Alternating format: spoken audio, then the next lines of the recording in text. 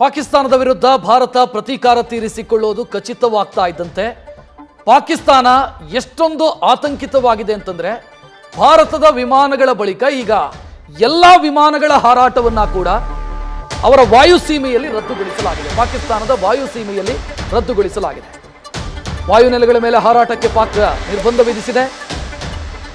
ಪಾಕ್ನ ವಾಯು ಪ್ರದೇಶ ಅಂದ್ರೆ ವಾಯು ಸೀಮೆ ಇಲ್ಲಿ ವಿಮಾನಗಳ ಹಾರಾಟ ನಿರ್ಬಂಧ ವಿಧಿಸಲಾಗಿದೆ. ಅದರಲ್ಲೂ ಕೂಡ ಪಾಕಿಸ್ತಾನದ ರಾಜಧಾನಿ ಇಸ್ಲಾಮಾಬಾದ್ ಮತ್ತು ಲಾಹೋರ್ನ ವಾಯು ಪ್ರದೇಶದಲ್ಲಿ ನೋ ಫ್ಲೈ ಝೋನ್ ಅಂತ ಘೋಷಣೆ ಮಾಡಲಾಗಿದೆ.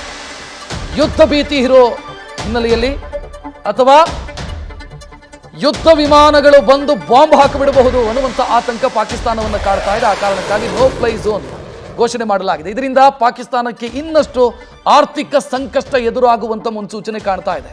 ಯಾಕಂತಂದ್ರೆ ಏರ್ ಸ್ಪೇಸ್ ಬಳಕೆಯ ಕಾರಣಕ್ಕೆ ವಿಮಾನಯಾನ ಕಂಪನಿಗಳು ಪಾಕಿಸ್ತಾನಕ್ಕೆ ಹಣ ಕೊಡ್ತಾ ಇದ್ವು ಡಾಲರ್ ಲೆಕ್ಕದಲ್ಲಿ.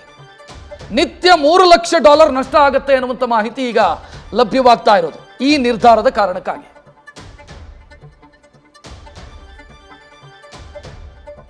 ಪ್ರತಿ ದೇಶಕ್ಕೂ ತನ್ನದೇ ಆದಂತಹ ವಾಯು ಪ್ರದೇಶ ಇರುತ್ತೆ.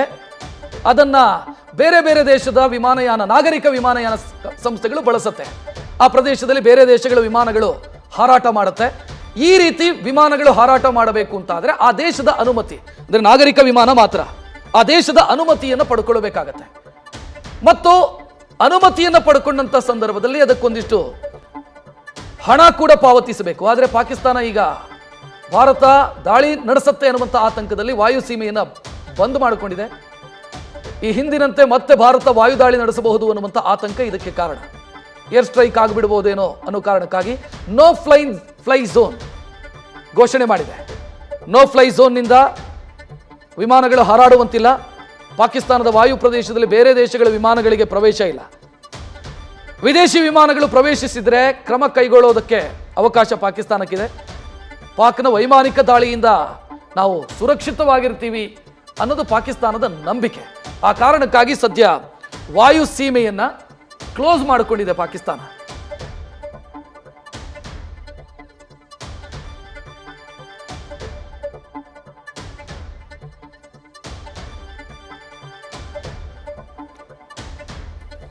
ಇನ್ನು ಇದರಿಂದ ಪಾಕಿಸ್ತಾನಕ್ಕೆ ಏನು ನಷ್ಟ ಆಗುತ್ತೆ, ಯಾವ ರೀತಿ ನಷ್ಟ ಆಗುತ್ತೆ? ಪಾಕಿಸ್ತಾನ ಭಾರತದ ಏರ್ಲೈನ್ಸ್ಗೆ ಈಗಾಗಲೇ ವಾಯು ಪ್ರದೇಶವನ್ನು ಬಂದ್ ಮಾಡಿತ್ತು.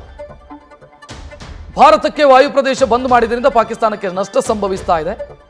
ಪ್ರತಿನಿತ್ಯ ಕನಿಷ್ಠ $3 ಲಕ್ಷ ಆದಾಯ ನಷ್ಟ ಮಾಡಿಕೊಳ್ತಾ ಇದೆ. ಬೋಯಿಂಗ್ ಅನ್ನುವಂಥ ಒಂದು ಸಂಸ್ಥೆ ಪಾಕ್ಗೆ ಒಂದು ಹಾರಾಟಕ್ಕೆ $580 ಅಮೆರಿಕನ್ ಕೊಡ್ತಾ ಇತ್ತು. ಈಗ ವಿದೇಶಿ ಏರ್ಲೈನ್ಸ್ ವಿಮಾನ ಹಾರಾಟದಿಂದ ಪಾಕಿಸ್ತಾನಕ್ಕೆ ಬರ್ತಾ ಇದ್ದಂಥ ಆದಾಯಕ್ಕೂ ಕೂಡ ಖೋತ ಆಗಿದೆ. ಭಾರತದ ಏರ್ಲೈನ್ಸ್ಗಳು ಬೇರೆ ಮಾರ್ಗದಲ್ಲಿ ತಮ್ಮ ಹಾರಾಟವನ್ನು ಮಾಡ್ತಾ ಇದ್ದಾರೆ. 2019ರಲ್ಲೂ ಕೂಡ $100 ಮಿಲಿಯನ್ ನಷ್ಟ ಅನುಭವಿಸಿತ್ತು ಪಾಕಿಸ್ತಾನ. ಈಗ ಮತ್ತದೇ ದಾರಿಯಲ್ಲಿ ಪಾಕಿಸ್ತಾನ ಇದೆ.